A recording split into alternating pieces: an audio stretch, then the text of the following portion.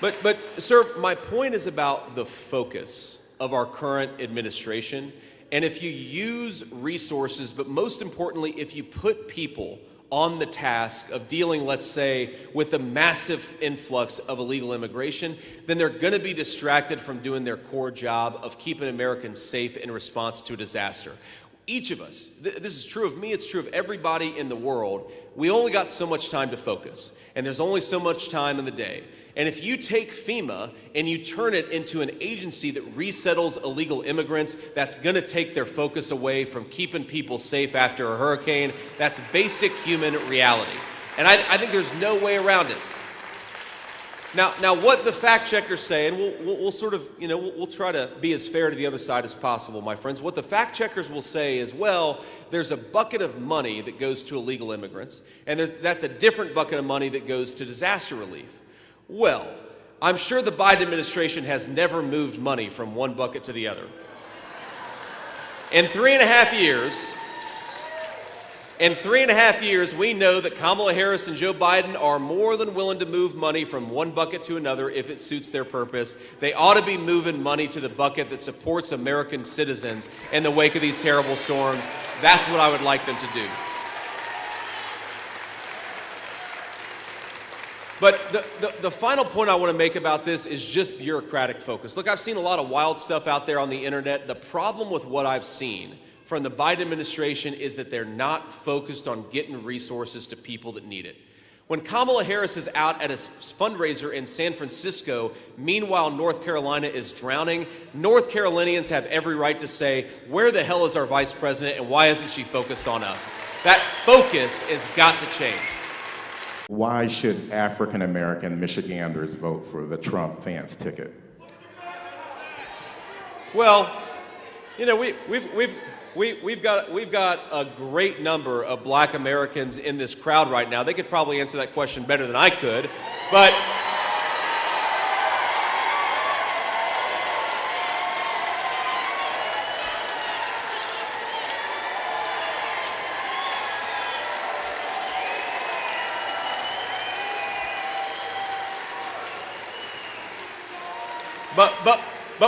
But without calling everybody up here, because I'm a politician, I don't like to share the microphone with anybody as much as I like them. What I think they would agree with is, number one, Donald Trump wants to bring back public safety and an economy that brings prosperity for everybody. Good wages for good jobs. That's the Trump promise, and I think that's a great promise to Black families in Michigan and to everybody else. Here's something else. I mean, there is this idea in the media, and I don't know where it came from, that somehow Black Americans don't believe in public safety in this country. Well, we know whether you're Democrat, Republican, or independent, Black Americans do care about public safety in this country. They want to empower our law enforcement officers to do their job. Of course, do it respectfully and make sure we've got good relationships between police and community, but we can have a good relationship between police and the communities they serve while we lock up the violent criminals and keep everybody safe in the process. I think that's very possible.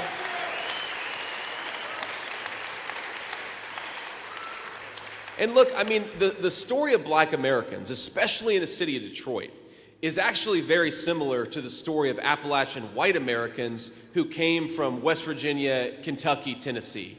We moved to places like Detroit, Black and white together, because there were good jobs for people who were willing to work hard and play by the rules.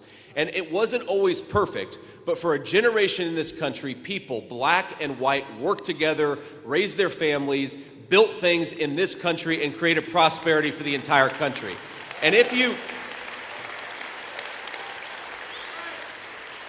That was the story, by the way, in the steel mill that my grandfather worked in for almost 40 years. You had Black folks and white folks living together, working together, and they again, it wasn't always perfect, but it worked. You know why it worked? Because we had good jobs for people who were willing to work hard and play by the rules.